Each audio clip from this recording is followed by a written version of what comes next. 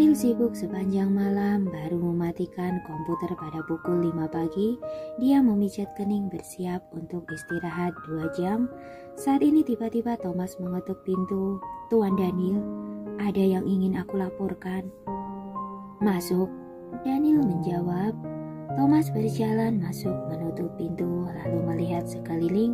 Setelah memastikan tidak ada kamera pengawas, barulah dia melaporkan dengan suara rendah, "Aku sudah memeriksa semuanya, tidak ada masalah. Linda juga dikurung dengan baik. Mengenai Rian..." "Katakan." Daniel mengerutkan kening. Sejauh ini, dia belum menemukan masalah. Tapi dia bilang, Tuan Besar menutup pintu rapat-rapat, juga menambah penjaga. Sepertinya sedikit mencurigakan. Thomas berkata dengan suara rendah. Saat mendengar hal ini, ekspresi Daniel berubah menjadi sangat serius. Setelah diam beberapa detik, barulah memberi instruksi, "Suruh Rian berjaga di sana. Kalau menemukan masalah, segera beritahu aku." "Baik." Thomas segera pergi menyampaikan. Awalnya Daniel ingin istirahat, sekarang malah sama sekali tidak bisa tidur. Apa yang sebenarnya terjadi di tempat Tuan Besar? Kira-kira hati Daniel sudah bisa menebak sekitar 70-80%. Baru menjalani hidup yang tenang selama setengah bulan, sekarang harus sibuk lagi. Daniel menghela nafas dalam-dalam, lalu berdiri dan pergi mandi, berganti pakaian yang nyaman, langsung turun ke lantai bawah. "Tuan, selamat pagi." Bibi Riana baru bangun, hendak pergi ke dapur. Ia tidak menyangka Daniel juga turun. "Anda tidak tidur sepanjang malam atau baru bangun?" "Menurutmu?"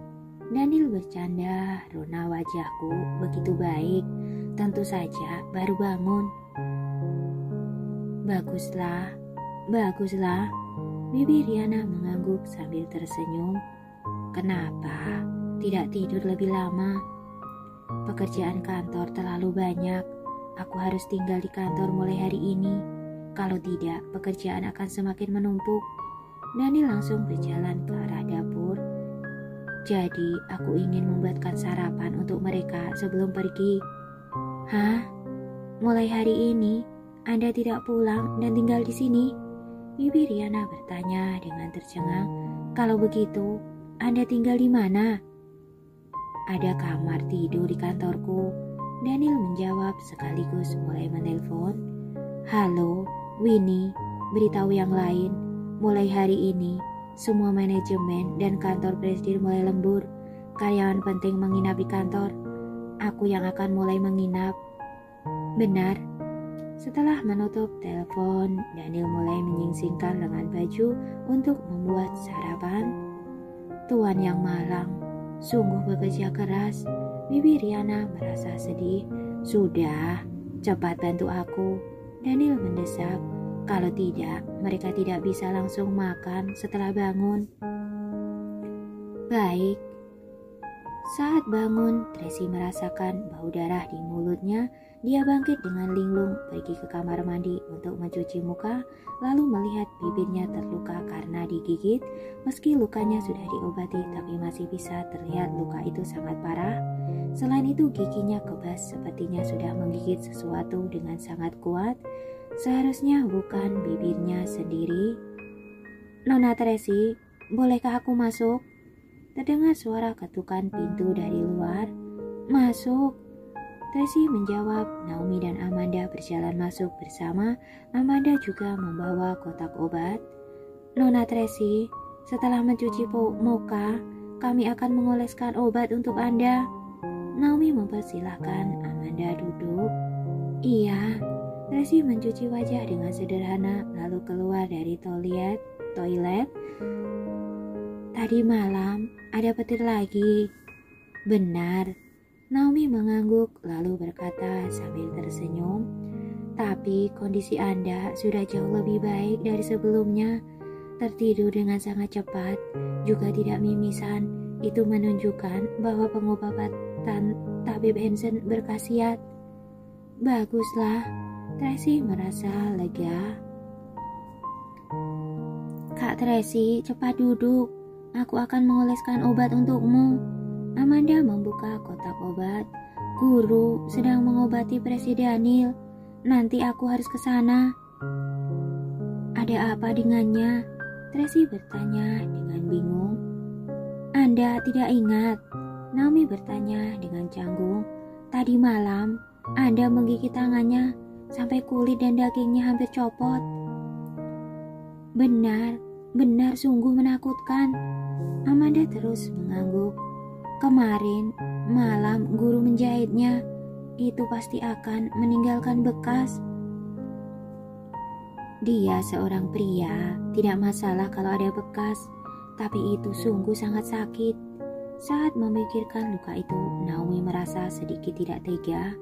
Sudah digigit sampai seperti itu, tapi sama sekali tidak bersuara. Malah masih mencemaskan luka Anda. Benar, sekarang aku merasa dulu sudah salah paham padanya. Dia cukup baik. Amanda berkata dengan serius.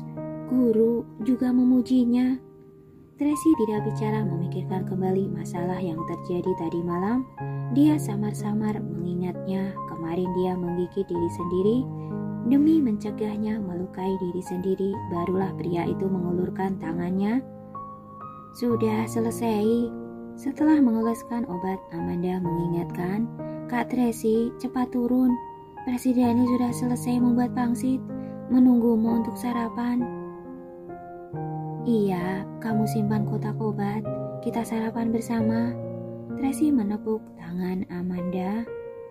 Iya. Amanda pergi, Tracy mulai berganti pakaian. Naomi berkata di samping, dia bangun pagi-pagi untuk membuat sarapan. Sudah sibuk selama 2 jam, sungguh sangat perhatian. Dia sangat baik pada Anda dan anak-anak. Apa yang ingin kamu katakan? Tracy bertanya dengan dingin. Naomi sekira menunduk tidak berani bicara. Setelah berbaikan dengan Ryan, kamu mulai membantunya bicara. Tracy berkata dengan kesal. Jangan mengira aku tidak tahu apa yang sedang kamu pikirkan. Nona Tracy, aku akhir-akhir ini dia memang melakukannya dengan sangat baik, tapi itu tidak bisa menghapus kesalahannya yang pernah dia lakukan. Kalau dibandingkan, apalah arti dari hal-hal yang dia lakukan ini? Tracy mengatakan untuk Naomi, juga mengatakan untuk diri sendiri. Dia terus mengingatkan diri sendiri dalam hati, tidak boleh berhati lembut, tidak boleh berhati lembut, sungguh tidak boleh berhati lembut. Dendam belum dibalas. Kalau berhati lembut di saat ini, maka dia akan bersalah pada semua penderitaan yang dia alami sendiri, juga bersalah pada bibi Juni yang sudah meninggal. Baiklah, Anda benar. Naomi tidak berani banyak bicara. Aku tidak menentang kamu bersama Ryan. Saat melihat Naomi sedih dan tidak bersemangat, Tracy menghiburnya dengan berkata, kalau kelak kalian punya rencana jangka panjang, asalkan tidak merugikan kepentingan keluarga Moore, aku akan memohon pada kakak. Tapi jangan mencoba menjujukku memaafkan Daniel. Itu 2 hal yang berbeda. Aku tahu, maaf.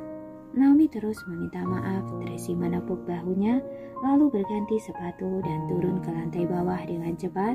Hari ini dia sangat bersemangat, berencana untuk pergi ke Laut Selatan untuk melihat-lihat meski proyek itu dihentikan dan uangnya sudah dikembalikan, tapi dia masih ingin berusaha lagi, lihat apakah bisa dikembangkan. Mami, mari cepat sarapan. Ketiga anak sudah duduk dengan baik di ruang makan saat melihat pangsit yang diletakkan di depan. Air liur ketiga anak hampir menetes. Oke, Tracy turun dengan cepat saat melihat anak-anak muncul senyuman cerah di wajahnya.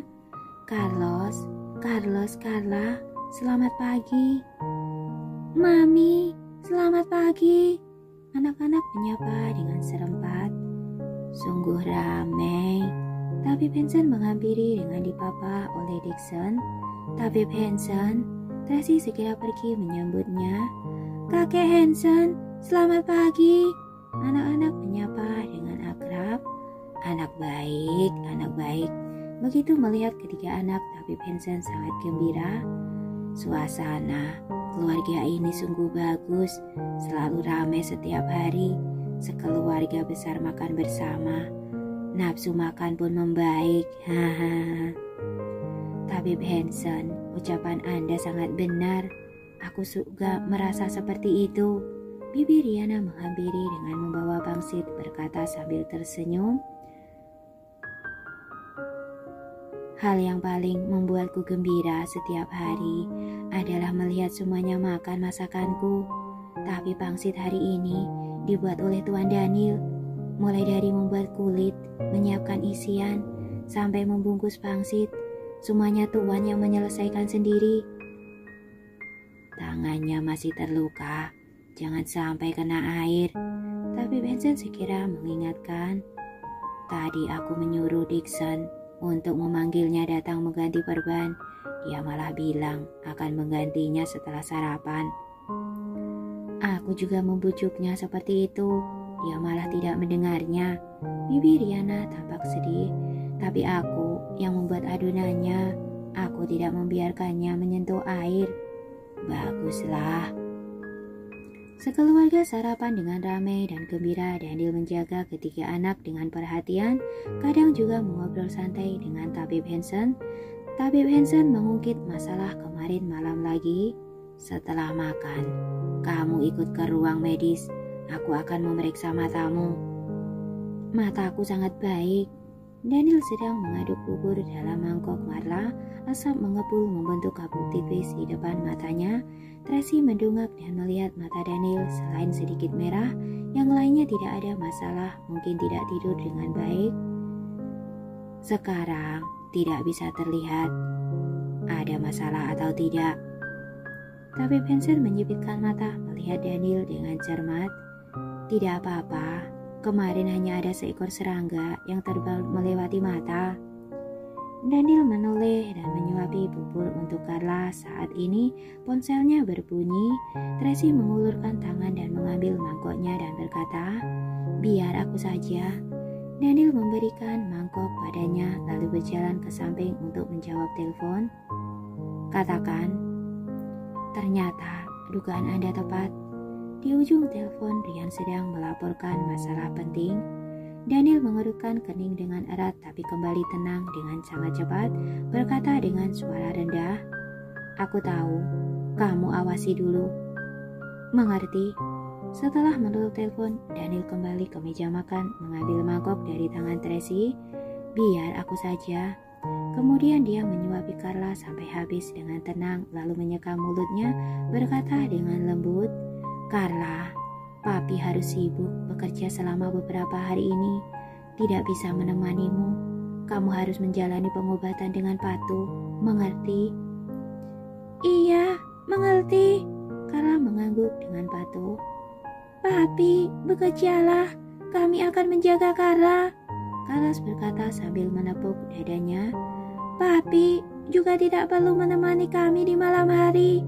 Kami bisa bermain catur sendiri. Papi tidak akan pulang ke rumah selama beberapa hari ini.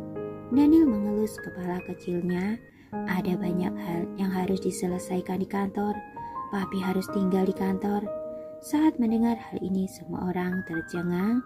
Tracy sedikit terkejut. Dia terus mengira bahwa dia sudah tidak punya perasaan padanya. Tidak disangka saat mendengar pria ini akan pergi, hatinya merasa sedikit kehilangan. Mungkin karena selama ini kehidupan keluarga berkumpul bersama terlalu indah sehingga terbentuk rasa kehilangan. Tapi Tracy kembali ke akal sehat dengan sangat cepat, berpura-pura tidak terjadi apa-apa, berkata dengan datar, aku akan menjaga anak-anak dengan baik, kamu tenang saja. Apa merasa sedikit berat hati padaku? Daniel melihatnya sambil tersenyum. Dasar gila. Tracy memelototinya berkata dengan kesal. Akhirnya, orang sial sepertimu pergi. Aku sangat senang. Lain di mulut, lain di hati. Daniel berkata dengan penuh percaya diri. Kamu... Sudah, aku sudah harus pergi. Daniel memeluk ketiga anak. Setelah kerjaan Papi selesai, Papi akan menemani kalian. Papi akan sibuk berapa lama? Carla melihat Daniel dengan mata merah dan tidak rela. Tidak akan terlalu lama. Daniel mengelus wajah kecilnya. Papi, kalau begitu papi harus jaga kesehatan. Carlos tidak rela, tapi dia harus terlihat lebih tegar. Setelah selesai, papi harus membawa kami pergi ke taman bermain. Papi berjanji. Daniel menempelkan tinjunya dengan tinju Carlos lalu melihat Carlos. Carlos, kenapa kamu tidak bicara? Aku hanya merasa terlalu tiba-tiba. Tidak disangka kondisi kali ini bisa begitu serius. Carlos melihat Daniel dengan tatapan rumit. Kekuatan opini publik memang sangat kuat. Saat mendengar ucapan ini, suasana hati Tracy sedikit rumit. Carlos dan Carla tidak mengerti, tentu saja tidak akan mengerti apa yang dihadapi Daniel sekarang. Tapi Carlos berbeda. Dia anak jenius dalam bidang teknologi, harus melihat berita keuangan setiap hari, memperhatikan situasi bisnis. Dia tahu setelah skandal Devina terungkap di internet, dia memberikan pukulan sangat besar pada grup Skywheel dan grup Wellens. Sebelumnya dia selalu mengira papi bisa menyelesaikan dengan sempurna, dan sekarang sangat mendengar papi harus tinggal di kantor demi menyelesaikan masalah ini. Dia pun mengerti bahwa tingkat keseriusan masalah melebihi bayangannya. Dilihat dari luar, perang bisnis keluarga Moore dan keluarga Wellens tidak akan mempengaruhi anak-anak, tapi sekarang kelihatannya itu akan memberi pengaruh. Hal yang paling dicemaskan Tracy sekarang terjadi secara perlahan-lahan. Papi bisa menyelesaikannya, tenang saja. Daniel mengelus kepala kecil Carlos.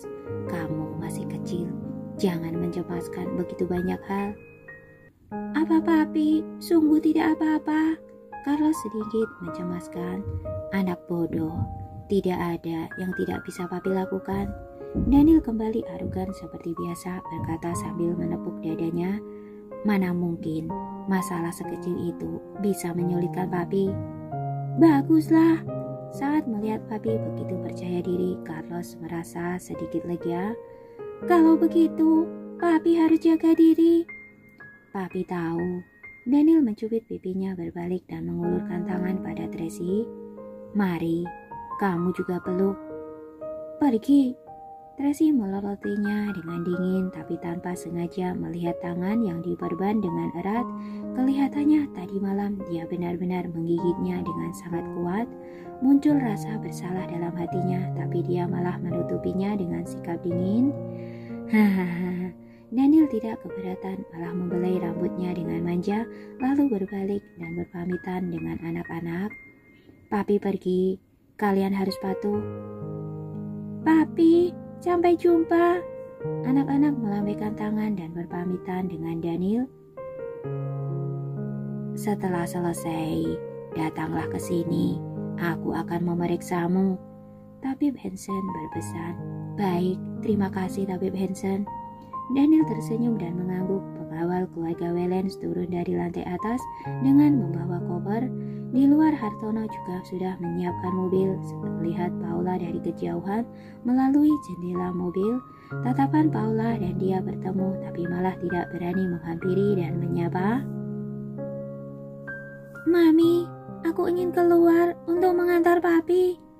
Begitu selesai bicara, Carlos langsung berlari keluar. Carlos juga ikut berlari keluar. Mami, aku juga ingin keluar. Carla panik. Baiklah, Mami temani kalian keluar. Tracy menggendong Carla dan keluar untuk mengantar Daniel. Daniel melambaikan tangan pada anak-anak dan berpamitan lalu naik mobil. Begitu melihat mobil melaju pergi, Carla langsung menangis. Saat mendengar Carla menangis, air mata Carlos juga mengalir dengan sangat cepat. Hanya saja dia merapatkan mulut kecilnya erat-erat, tidak mengeluarkan suara. Mata Carlos memerah, menunduk dan tidak bersuara. Tidak apa-apa, papi hanya pergi ke kantor untuk bekerja, bukan tidak akan kembali lagi. Tracy sekira menghibur.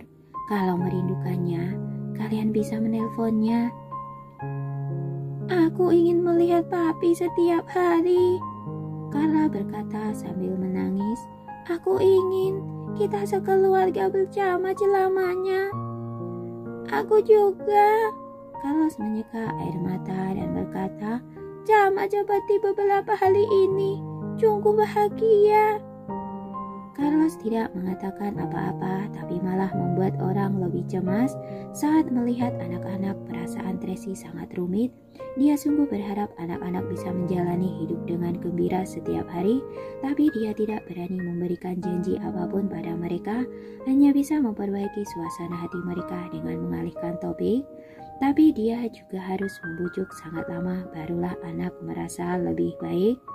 Kemudian setiap orang pergi melakukan kesibukan masing-masing. Carla pergi menjalani pengobatan, Carlos pergi mengikuti kelas secara daring. Tracy punya banyak urusan kantor yang belum diselesaikan, berencana kembali ke ruang kerja untuk menanganinya. Saat ini Naomi membawa beberapa dokumen untuk ditandatangani. Paula juga datang untuk melaporkan pekerjaan. Saat melihat wajahnya berseri-seri, Naomi menggodanya. "Beginilah orang yang sedang jatuh cinta, meski berjarak sejauh belasan meter, tapi tetap bisa merasa gembira seharian hanya dengan melihatnya sekilas." "Terus saja menertawaiku," Paula membalas dengan wajah merah. "Rianmu tidak datang, kamu merasa kehilangan kan?" "Sembarangan, aku tidak seperti itu," Naomi langsung menyangkal.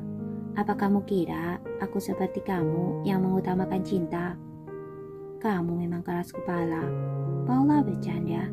"Rian sudah tidak kelihatan selama setengah bulan. Aneh kalau kamu tidak merindukannya."